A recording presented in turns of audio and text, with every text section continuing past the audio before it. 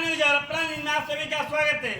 अभी मेरी मौजूदगी है मौजिला के अंतर्गत मरियादपुर से रोड जो जाता है लखनऊ ग्राम सभा के लिए यानी लखनऊ गांव के लिए, उसी रोड पे जी बाबा के स्थान पे आदर्श ज्वेलर्स है।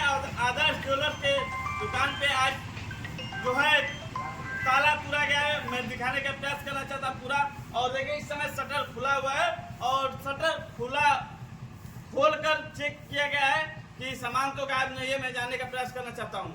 तो आप देख रहे हैं अपना न्यूज और अपना न्यूज में आप सभी का स्वागत है। अभी मेरी मौजूदगी है मरियादपुर में जो लखनऊ वाली गली है, लखनऊ वाली गली में कोशिश किया गया है और उस दुकान का ताला तोड़ा गया है। मैं दिखाने का प्रयास करना चाहता हूँ। देखिए कैसे यहाँ पे 2 बार कोशिश की गई है, 2 दिन कोशिश की गई है और इसके पहले 4-5 दिन पहले भी ताला इसको तोड़ा गया था और मैं दिखाने का प्रयास करना चाहता हूँ। देखिए और अंदर का दिखाऊंगा कि क्या कुछ सामान भी गायब हुए हैं कि सामान बचा हुआ है। मैं और जानने का प्रयास करना चाहता हूँ।